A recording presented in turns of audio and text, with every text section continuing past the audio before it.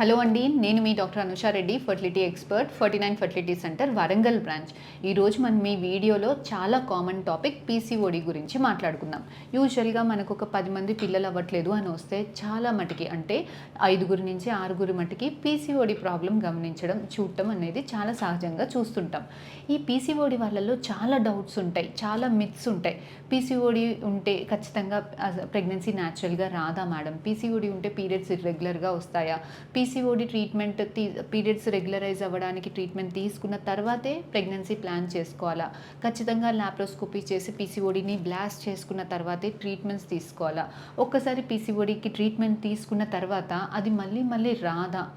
ఇలాంటి చాలా డౌట్స్, చాలా అనుమానాలు బ్రెయిన్లో ఉంటాయి. సో మనం ఈ వీడియోలో అసలు ఫస్ట్ పీసీఓడి అంటే ఏంటి, వీళ్ళల్లో ఎగ్జాక్ట్గా ప్రాబ్లం ఎక్కడ ఉంటుంది, పీసీఓడి వాళ్ళల్లో ట్రీట్మెంట్స్ అంటే సహజంగా రోజువారీ జాగ్రత్తలు ఎలా తీసుకోవాలి, న్యాచురల్ రెమెడీస్ ఎలా తీసుకోవాలి న్యాచురల్గా కన్సీవ్ అవ్వేదానికి, వీళ్ళల్లో ట్రీట్మెంట్స్ ఎలా ఉంటాయి అన్న టాపిక్స్ గురించి మనం ఈరోజు ఈ వీడియోలో మాట్లాడుకుందాం. యూజువల్గా అసలు ఫస్ట్ పీసీఓడి అంటే ఏంటి అని అంటే, ఆడవాళ్ళకి ఎగ్ బ్యాగ్లో ఎగ్స్ అనేవి పీరియడ్స్ వచ్చినప్పుడు రావడం అనేవి స్టార్ట్ అవుతాయండి. అందులో నుంచి ఇటు 8 ఎగ్స్ జనరల్గా వస్తుంటాయి. అందులో నుంచి మనం ఏం చేయకుండానే నెలకి ఒక ఎగ్ చిన్న ఎగ్ నుంచి పెద్దగా అయ్యి 20 mm సైజ్ వచ్చాక రిలీజ్ అయ్యి ట్యూబ్లలోకి వస్తుంది. ఆ టైంలో భార్యాభర్త కలిసి ఉంటే ప్రెగ్నెన్సీ ఉంటుంది, లేదంటే పీరియడ్స్ వస్తాయి. సో ఈ ఎగ్ చిన్నది పెద్దగా అవ్వడానికి 5 mm నుంచి 20 mm అవ్వడానికి జనరల్గా 10 to 15 days టైం పడుతుంది. ఇది మనం ఏం ట్రీట్మెంట్ ఇవ్వకుండానే ఆడవాళ్ళకి సహజంగా ఒంట్లో ఎగ్ అనేది పెరుగుతుంది. ఈ పీసీఓడి ఉన్న వాళ్ళల్లో ఏం జరుగుతుంది అని అంటే, ఈ ఎగ్ పెరిగేది ఏదైతే ఉంటుందో ఇది 10 days కాకుండా 15 days కాకుండా 20 days 30 days అప్పుడప్పుడు 2 months 3 months అలా లేట్గా స్లోగా పెరగడం వల్ల ఇటు ఎగ్ పెరిగే దాంట్లో ప్రాబ్లం ఉంటుంది, రిలీజ్ అయ్యే దాంట్లో కూడా ప్రాబ్లం ఉంటుంది, ఎగ్ లోపల నాణ్యత కూడా తక్కువగా ఉంటుంది. ఇటు లేటుగా రిలీజ్ అవ్వడం వల్ల, లేటుగా పెరగడం వల్ల ప్రెగ్నెన్సీ రావడానికి ఇబ్బంది అవుతుంది, అటు పీరియడ్స్ రావడం కూడా లేట్గా అవుతుంది. సో ఇది ఎగ్జాక్ట్గా పీసీఓడి వాళ్ళల్లో ప్రాబ్లం. ఎగ్ పెరగడంలో ప్రాబ్లం ఉంటుంది, రిలీజ్ అవ్వడంలో ప్రాబ్లం ఉంటుంది, ఎగ్ క్వాలిటీలో ఇష్యూస్ ఉంటాయి, ఎగ్ లేటుగా పెరగడం వల్ల ప్రెగ్నెన్సీ రావడానికి ఇబ్బంది ఉంటుంది, పీరియడ్స్ కూడా లేటుగా వస్తుంటాయి. సో దీనికి మరి ఎలాంటి జాగ్రత్తలు తీసుకోవాలి అని అంటే, యూజువల్గా పీసీఓడి అనేది ఒక హార్మోనల్ కండిషన్ అండి. ఈ స్ట్రక్ అయిన ఎగ్స్ అన్నీ, పెరగకుండా స్ట్రక్ అయిన ఎగ్స్ అన్నీ కూడా హార్మోన్స్, ఒంట్లో మగవాళ్ళ హార్మోన్స్ ప్రొడ్యూస్ చేస్తుంది.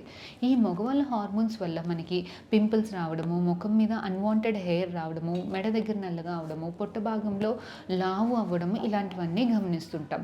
సో ఈ పీసీఓడి ప్రాబ్లం వల్ల, హార్మోనల్ ఇంబ్యాలెన్స్ వల్ల లావు అవుతుంటాము, లావు అవ్వడం వల్ల పీసీఓడి ప్రాబ్లం ఎక్కువ అవుతూ ఉంటుంది.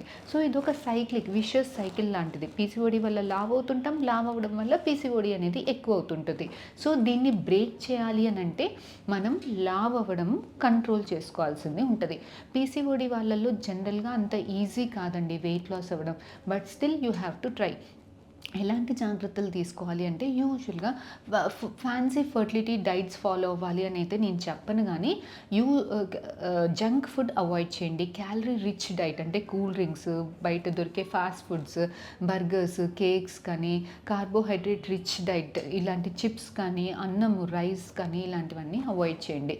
హెల్దీ డైట్ అంటే ఎక్కువ మటుకి ఫ్రెష్ ఫ్రూట్స్, వెజిటేబుల్స్, ప్రోటీన్ ఎక్కువగా ఉండే డైట్ తీసుకోండి. రెడ్ మీట్ అవాయిడ్ చేయండి, అంటే చికెన్, మటన్ ఇలాంటివి అవాయిడ్ చేసి ఫిష్, ఎగ్స్ తీసుకుంటే మంచిది. ఎక్కువ మటుకి మెడిటరేనియన్ డైట్ అంటాం, అంటే దీంట్లో ఎక్కువ మటుకి fresh fruits, vegetables, fish, milk, egg ఇలాంటివి ఎక్కువ తీసుకొని, జంక్ ఫుడ్ కట్ డౌన్ చేసుకొని, రెగ్యులర్గా ఎక్సర్సైజ్ చేసుకొని వెయిట్ లాస్ అవుతుంటే, ఈ ఎక్సర్సైజ్ వల్ల వెయిట్ లాస్ మాత్రమే కాదు, ఎక్సర్సైజ్ వల్ల ఇన్సులిన్ రెసిస్టెన్స్ కూడా ఒంట్లో తగ్గుతుంది.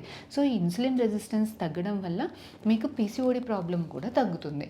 సో ఇవన్నీ మీరు కామన్గా తీసుకునే జాగ్రత్తల వల్ల మీరు వెయిట్ లాస్ అయినప్పుడు, అట్లీస్ట్ ఒక 10% వెయిట్ లాస్ అయినప్పుడు చాలామంది ఆడవాళ్ళకి డాక్టర్స్ హెల్ప్ లేకుండానే, అంటే ఒక 60% ఆడవాళ్ళకి ఏ డాక్టర్స్ హెల్ప్ లేకుండానే పీరియడ్స్ అనేవి రెగ్యులరైజ్ అయిపోతాయి. చాలామందికి అంటే ఒక 40% ఆడవాళ్ళకి మీరు స్ట్రిక్ట్ డైట్, రెగ్యులర్ ఎక్సర్సైజ్ చేసుకోవడం వల్ల పీరియడ్స్ రెగ్యులరైజ్ అవుతాయి. 40% వాళ్ళకి ప్రెగ్నెన్సీ కూడా న్యాచురల్గా వచ్చేదానికి అవకాశాలు ఉంటాయి. కొంతమంది వాళ్ళకి అంటే పీసీఓడి ప్రాబ్లం ఎక్కువ సివియర్గా ఉన్న వాళ్ళకి, వీళ్ళకి ఎలా తెలుస్తాయి ఎక్కువ సివియర్గా ఉన్నాయని మాకు ఎలా అర్థమవుతుంది అని అంటే, పీరియడ్స్ అనేవి రావడానికి 2 మంత్స్, 3 మంత్స్, 4 మంత్స్ అయినా కూడా పీరియడ్స్ రావట్లేదు, పింపుల్స్ చాలా ఎక్కువగా ఉంది, అన్వాంటెడ్ హెయిర్ చాలా ఎక్కువగా ఉంది, చాలా ఒబేస్గా ఉన్నారు, ఇలా మెడ దగ్గర అకాంతోసిస్ నైగ్రికన్స్ అంటాం, నల్లగా చాలా ఎక్కువ ఇన్సులిన్ రెసిస్టెన్స్ ఉంది. సో ఇలా ఎలా అయితే ఒంటి మీద ఈ హార్మోనల్ ఇంబ్యాలెన్స్ సిమ్టమ్స్ చూపిస్తుందో, అలాగే మీ ఎగ్ మీద కూడా ఈ హార్మోనల్ ఇంబ్యాలెన్స్ వల్ల ఎగ్ లోపల గ్రాన్యులారిటీ ఎక్కువగా ఉండడము, ఇంక్లూజన్స్ ఎక్కువగా ఉండడం. సో ఇలా ల్యాబ్లో ఇలాంటి వాళ్ళకి మనం ఐవీఎఫ్ చేసినప్పుడు కూడా వీళ్ళకి ఎగ్స్ చాలా వస్తాయి, కాకపోతే క్వాలిటీ తక్కువ ఉండడం వల్ల బేబీస్ తయారు చేయడంలో చాలా ప్రాబ్లం ఉంటుంది. సో ఇలా చాలామంది పీసీఓడి వాళ్ళకి 100 మెంబర్స్లో చాలామందికి రెగ్యులర్ ఎక్సర్సైజ్, వెయిట్ లాస్ వల్ల ఆటోమేటిక్గా కరెక్ట్ అయిపోతుంది. కొంతమందికి చిన్న చిన్న మెడిసిన్స్ తోటి కరెక్ట్ అవుతుంది, మరీ కొంతమందికి ఐయుఐ దాకా అవసరం పడుతుంది, ఎవరికో కొంతమందికి ఐవీఎఫ్ కూడా చేయాల్సింది ఉంటుందండి. సో ఇలా మీరు ఐవీఎఫ్ దాకా వెళ్ళినా కూడా ఇలాంటి జాగ్రత్తల వల్ల ఎగ్ క్వాలిటీ పెంచుకొని మీ ఐవీఎఫ్లో సక్సెస్ రేట్స్ పెంచుకునేదానికి ఛాన్సెస్ ఉంటుంది. ఇది పీసీఓడి గురించి. ఫర్దర్గా మీకు ఇంకేమైనా డౌట్స్ ఉంటే please do contact us or please comment in the comment section. We'll definitely get back to you. Thank you.